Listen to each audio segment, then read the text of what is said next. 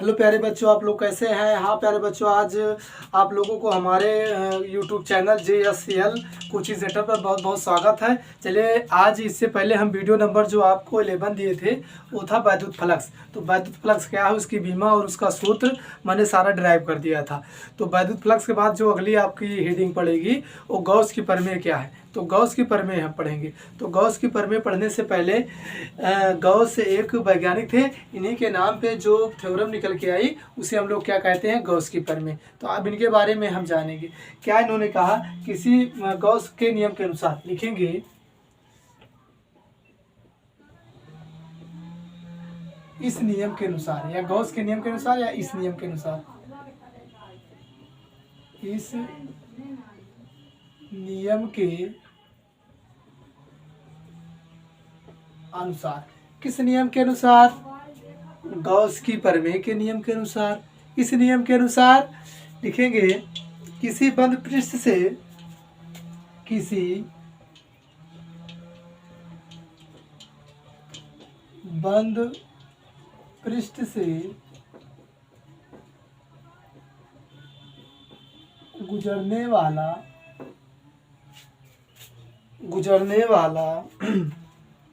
वैद्युत फ्लक्स, गुजरने वाला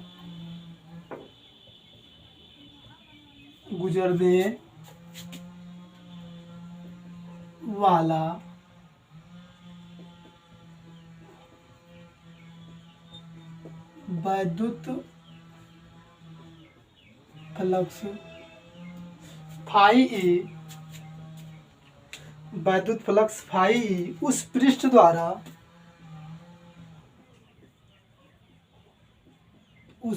द्वारा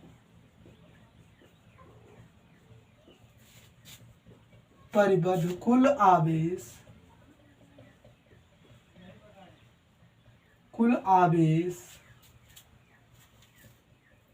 क्यों का,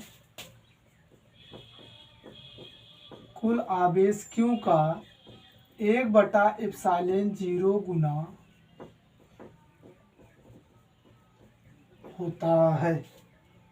1/ε0 गुना होता है। देखिए, इस नियम के अनुसार किसी बंद पृष्ठ से गुजरने वाला जो वैद्युत फ्लक्स फाई ई होता है, उस पृष्ठ द्वारा परिबद्ध कुल आवेश क्यों का 1/ε0 गुना होता है। अर्थात लिखेंगे, अर्थात फाई ई बराबर Q0 1/ε0, या फाई ई बराबर हो जाएगा Q/ε0 हो जाएगा, Q/ε0 हो जाएगा, Q/ε0 हो जाएगा। यही क्या है, गॉस की प्रमेय है। और जहाँ लिख लीजिए, जहाँ ε0 निर्वात की वैद्युतशीलता है, जहाँ ε0 निर्वात की वैद्युतशीलता है। अब इसके बाद देखिए, ये आपकी जो थ्योरम निकल के आई, इस नियम के अनुसार किसी बंद पृष्ठ से गुजरने वाला जो वैद्युत फ्लक्स फाई ई होगा, उस पृष्ठ द्वारा परिबद्ध कुल आवेश क्यू का 1/ε0 गुना होता है। यानी अर्थात phi E equal Q into 1/ε0। अब इसको मैंने 1 में मल्टीप्लाई किया, क्यों आया, इसको नीचे 1 मल्टीप्लाई किया ε0, जहाँ ε0 निर्वात की वैद्युतशीलता है, पर मैग्नेटी है। अब उसके बाद इसका हम प्रूफ लिखेंगे। क्या हेड डालेंगे आप लोग, प्रूफ। तो प्रूफ में लिखेंगे, प्रूफ यानी इसका व्याख्या में लिखेंगे। सबसे पहले आप क्या बनाएंगे, एक चित्र बनाएंगे। ये चित्र क्या है आपका, एक काल्पनिक पृष्ठ है, और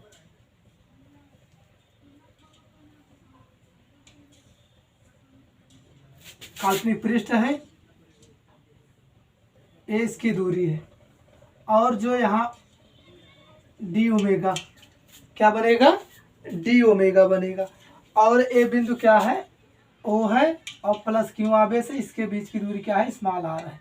क्षेत्रफल आयो डी ए हो जाएगा, और इस पे जो एंगल बनेगा डी ए वेक्टर हो जाएगा और इसका जो क्षेत्रफल होगा अल्प क्षेत्रफल डी ए होगा और वैद्युत क्षेत्र की तीव्रता ई हो जाएगी।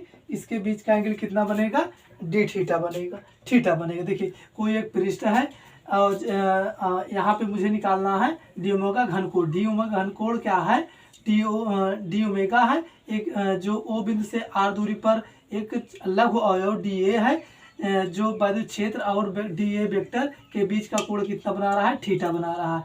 बिंदु ओ पर प्लस क्यू आवेश स्थित है। तो इसी के बारे में हम लोग आप बताएंगे। तो सबसे पहले हम लिखेंगे माना प्लस क्यू आवेश, माना प्लस क्यू आवेश एक बंद पृष्ठ ए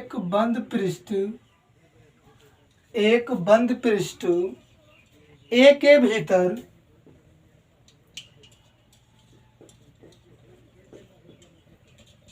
भीतर बिंदु ओ पर स्थित है, बिंदु ओ पर स्थित है।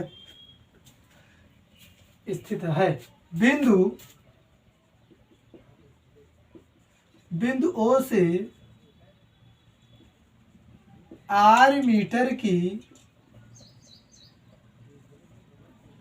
दूरी पर, बिंदु ओ से आर मीटर की दूरी पर एक बिंदु P है। एक बिंदु P है। ये आपका कौन सा बिंदु है, P है। एक बिंदु P है और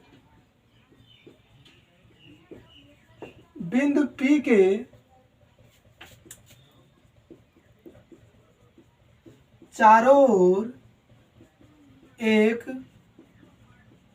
लघु क्षेत्रफल अवयव डीए है। वेक्टर ई व वेक्टर डीए के बीच कोण थीटा है। वेक्टर ई व वेक्टर डीए के बीच कोण थीटा है। देखिए मैंने जो यहाँ लिखा है सारा ये व्यवस्थित क्रम है। ये मैंने लिखा है कि माना प्लस क्यू आवेश एक बंद पृष्ठ ए, इसका बंद पृष्ठ क्या हो जाएगा, ए कोई बंद पृष्ठ ए है। बंद पृष्ठ ए के भीतर बिंदु ओ पर स्थित है। बिंदु ओ से आर मीटर की दूरी पर एक बिंदु पी है। बिंदु पी के चारों ओर एक लघु क्षेत्रफल, ये क्या है, एक लघु क्षेत्रफल डीए है और वेक्टर ई और वेक्टर डीए के बीच का कोण जो एंगल है वो क्या है, थीटा है। अब लिखेंगे क्षेत्रफल, लघु क्षेत्रफल डीए के द्वारा, लघु क्षेत्रफल डीए के द्वारा डीए क्षेत्रफल अवयव से होकर गुजरने वाला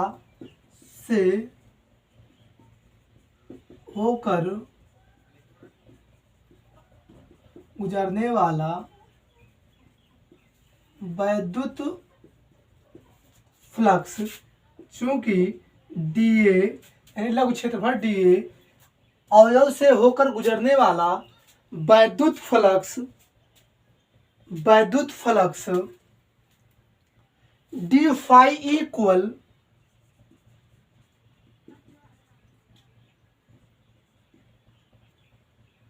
ई डॉट डीए वेक्टर। तो ई डीए कॉस थीटा, देखिए डॉट प्रोडक्ट में A dot B equal A B cos theta, क्योंकि आप लोगों को पता है कि ए डॉट बी वेक्टर होता है ए बी कॉस थीटा होता है। तो तो यहाँ एंगल थीटा बन रहा था, थीटा हो जाएगा। सीधा एक का कहानी लिखना है। अब इसको समीकरण बना लेंगे आप लोग, समीकरण नंबर 1 बना लेंगे। क्या बना लेंगे? समीकरण नंबर 1 बना लेंगे। अब आप लोग जानते हैं कि हम जानते हैं या इससे पहले आप लोगों को पढ़ा दिया है, वैद्युत क्षेत्र की तीव्रता, वैद्युत क्षेत्र की तीव्रता इक्वल 1/4πε0 Q/r का स्क्वायर। किसी बिंदु पर वैद्युत क्षेत्र की तीव्रता, किसी बिंदु पर वैद्युत क्षेत्र की तीव्रता इक्वल होता है 1/4πε0 Q/r का स्क्वायर। न्यूटन प्रति कूलाम होता है इसका फार्मूला। इसका फार्मूला क्या होता है? न्यूटन प्रति कूलाम होता है। अब देखिए जो समीकरण 1 आया है उसमें इसका हम वैल्यू रख देंगे। अब कहेंगे समीकरण 1 में ई का मान रखने पर, जब ई का मान रखेंगे तो डी फाई इक्वल 1/4πε0 1/q/r का square into D A cos theta, D A cos theta क्या हो जाएगा? डी ए कॉस थीटा हो जाएगा, डी ए कॉस थीटा हो जाएगा।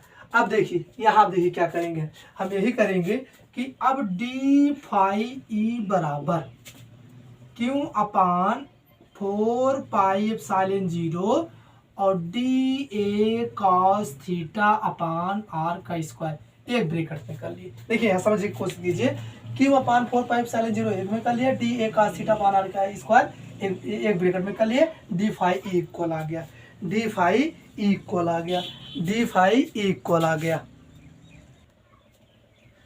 तो देखिए यहाँ मैंने बता दिया कि मैंने Q/4πε0 एक में कर लिया, डी ए अपान का थीटा आर स्क्वायर के मान। फिर मैंने लिखा D A cos theta upon R square equal D omega होता है। D A cos theta upon R square क्या होता है? डी ओमेगा होता है। क्यों होता है?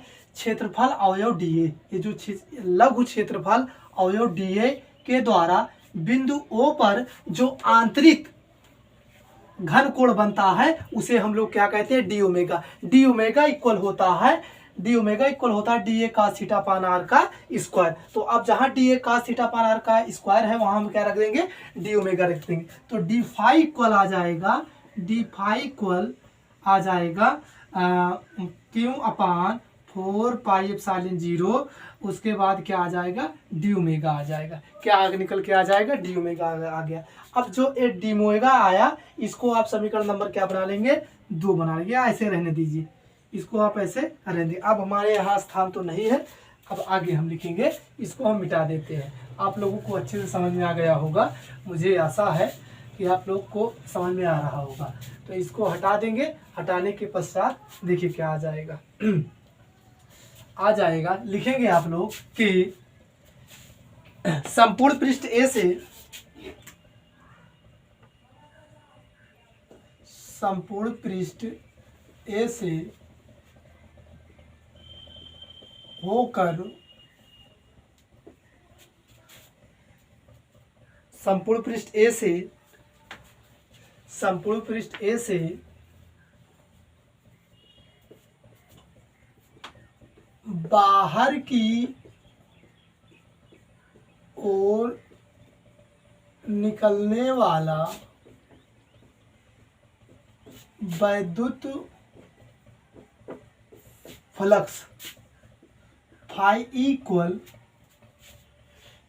इक्वल होल समाकलन डी फाई ई, समीकरण 2। देखिए संपूर्ण पृष्ठ ए से, संपूर्ण पृष्ठ आपका तो क्या था? ये पूरा बंद पृष्ठ जो था ये संपूर्ण पृष्ठ है। जो आपका बंद पृष्ठ ए था यही क्या है? पूरा संपूर्ण पृष्ठ है। तो मैंने क्या लिखा? संपूर्ण पृष्ठ ए से बाहर की ओर निकलने वाला वैद्युत फ्लक्स फाई इक्वल होता है होल समाकलन D phi E, question number 2 होता है। अब हम लिखेंगे समीकरण 2 में डी फाई ई का मान रखने पर, समीकरण 2 में डी फाई ई का मान रखने पर, तो फाई ई बराबर हो जाएगा होल समाकलन Q/4πε0 डी ओमेगा, क्या हो जाएगा डी ओमेगा, या फाई ई बराबर क्यू अपान 4 पाई एप्सिलॉन 0 बाहर निकल जाएगा तो होल समाकलन डी ओमेगा। तो होल समाकलन जो डी ओमेगा होता है उसका मान होता है 4 पाई। अब लिखेंगे, यही लिख लेंगे या इसी के बगल लिख लेंगे, इसी के नीचे लिख लेंगे, कहीं लिख लेंगे, इसको हम हटा दे रहे हैं, अब इनका कोई काम नहीं है, जब कोई काम नहीं है तो हटा दिया जाए इनको। तो लिखेंगे संपूर्ण पृष्ठ ए द्वारा बिंदु ओ पर आंतरित घन कोण होल समाकलन डी ओमेगा इक्वल 4 पाई। होल समाकलन डी ओमेगा इक्वल 4 पाई। अब जहां होल समाकलन डी ओमेगा है वहां हम क्या रख देंगे 4 पाई। तो फाई इक्वल हो जाएगा क्यू अपान 4 पाई एप्सिलॉन 0 इंटू 4 पाई। 4 पाई से 4 पाई कैंसिल आउट हो गया, तो फाई इक्वल हो जाएगा क्यू अपान एप्सिलॉन 0, क्यू अपान एप्सिलॉन 0। यही गॉस की प्रमेय है। यही क्या है गॉस की प्रमेय है। यही क्या है आप लोगों का गॉस की प्रमेय है। तो मैंने आप लोगों को बता दिया। जो आपका किसी बंद, देखिए सबसे पहले उन्होंने बताया किसी बंद पृष्ठ से परिबद्ध कुल आवेश क्यू 0 का 1/एप्सिलॉन 0 गुना होता है, उसको मैंने किया। उसके बाद मैंने माना कि ये चित्र से कि कोई एक क्या है आपका बंद प्लस क्यू आवेश किसी एक ऐसे पृष्ठ पर स्थित है। अब बिंदु ओ से आर मीटर की दूरी पर एक बिंदु पी है। बिंदु पी के चारों ओर एक लघु क्षेत्रफल अवयव डीए है।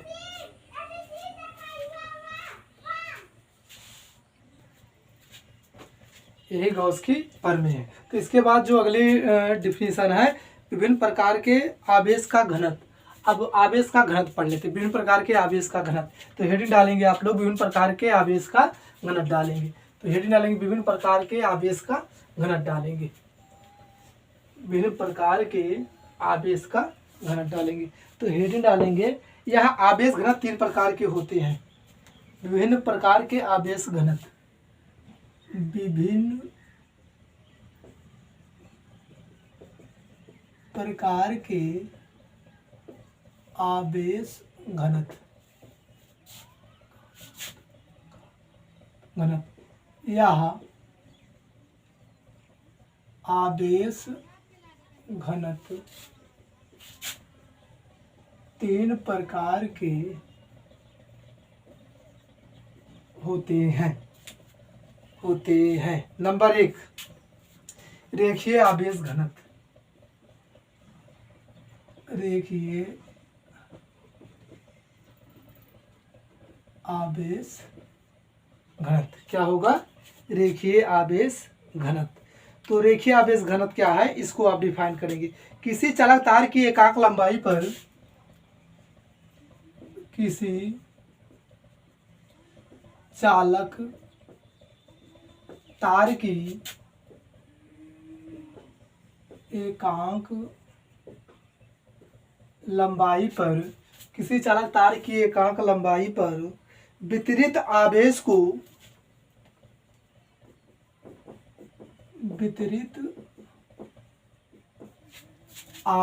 को आवेश का रेखीय आवेश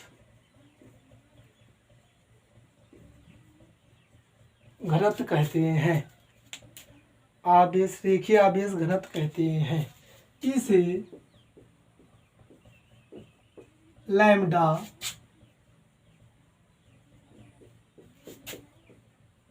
से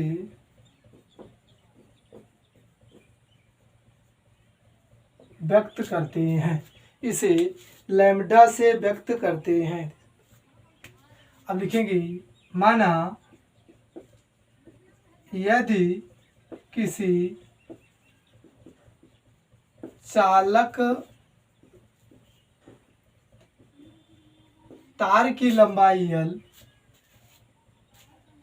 पर वितरित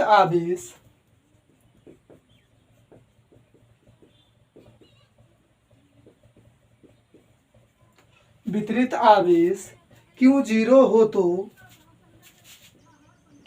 तो रेखीय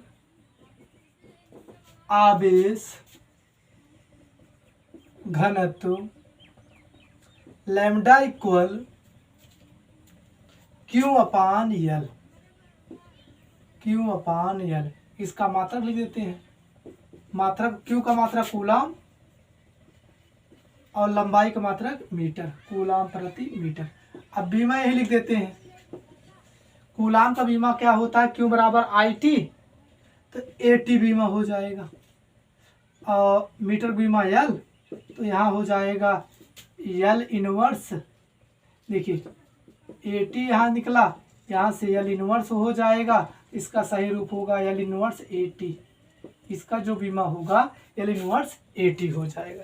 इसका जो बीमा होगा L इनवर्स AT हो जाएगा। तो मैंने यही लिखा कि मान लीजिए आपका कोई तार है। क्या आपका एक कोई तार है? इस जो तार की लंबाई है L है, जो इस पे आवेश दिया जाता है वो आपका Q है। तो मैंने वही लिखा किसी तार की एकांक लंबाई मतलब बटा लंबाई पर वितरित आवेश, ये वितरित आवेश है। इस पे क्या किया गया है? वितरित आवेश है। ये वितरित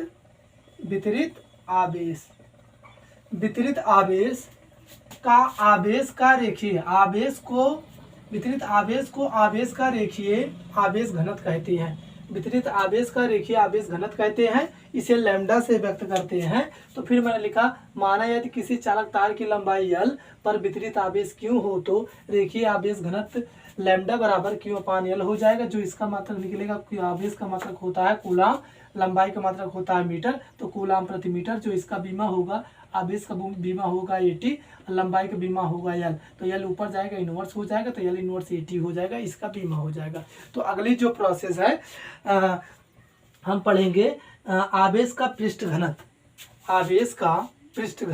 अब हेडिंग डालेंगे आवेश का पृष्ठ घनत्व।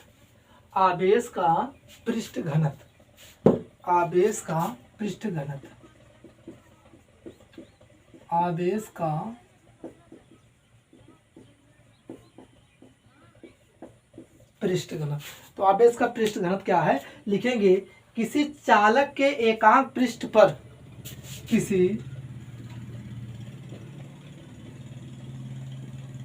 चालक के एकांक पृष्ठ क्षेत्रफल, किसी चालक के एकांक पृष्ठ क्षेत्रफल पर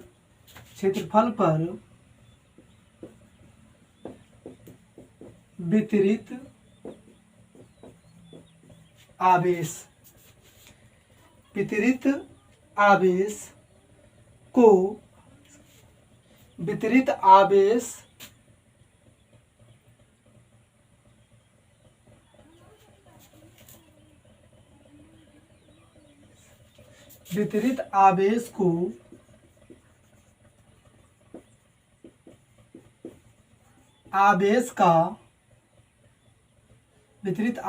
को आवेश का पृष्ठ घनत्व कहते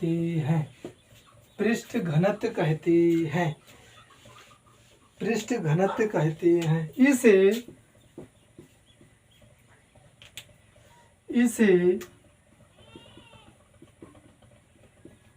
सिग्मा से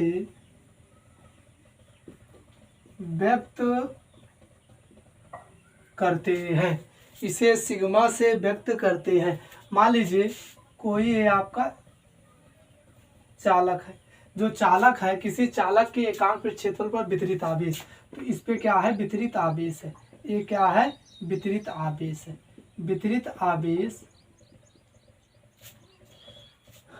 आवेश को आवेश का पृष्ठ घनत्व कहते हैं। इसे सिग्मा से व्यक्त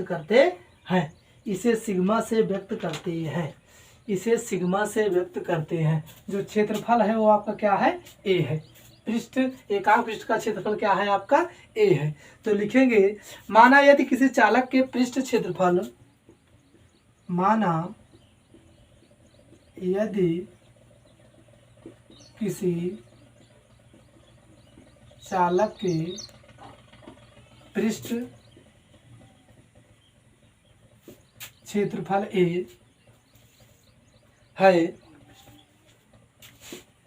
A है और पृष्ठ पर वितरित पृष्ठ पर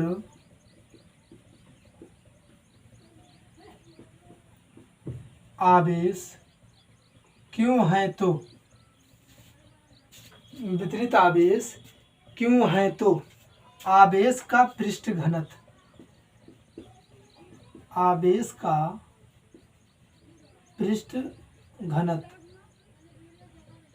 सिग्मा इक्वल क्यू अपान एप्सिलॉन 0 सिग्मा इक्वल क्यू अपान ए क्यू का जो मात्रक होता है वो कूलाम होता है। तो अब इसका मात्रक लिख देंगे। इसका जो मात्रक होगा कूलाम प्रति मीटर स्क्वायर। अब यही बीमा लिख लेते हैं। कूलाम का जो बीमा होता है 80 होता है और जो मीटर का बीमा होता है L स्क्वायर होता है 80। और जब इसको हम ऊपर लेके जाएंगे तो L की पावर -2 यानी L का स्क्वायर L का -2 LTA किसका बीमा आ गया? आवेश का पृष्ठ घनत्व का बीमा आ गया। आवेश के पृष्ठ घनत्व का बीमा आ गया। अब अगली हेडिंग डालेंगे आवेश का आयतन घनत्व। अगली हेडिंग जो डालेंगे आवेश का आयतन घनत्व। अगली हेडिंग डालेंगे आवेश का आयतन घनत्व। आवेश का आयतन घनत्व वॉल्यूम ऑफ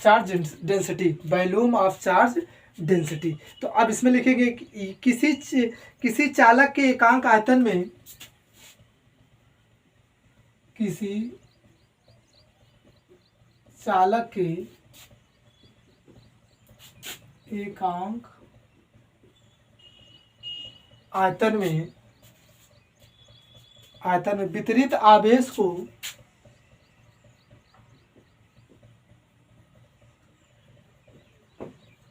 वितरित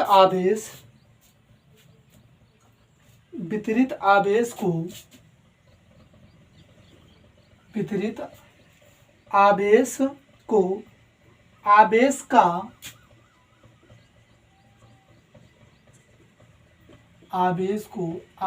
का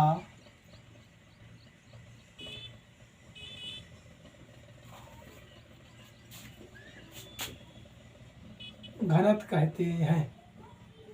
इसे रो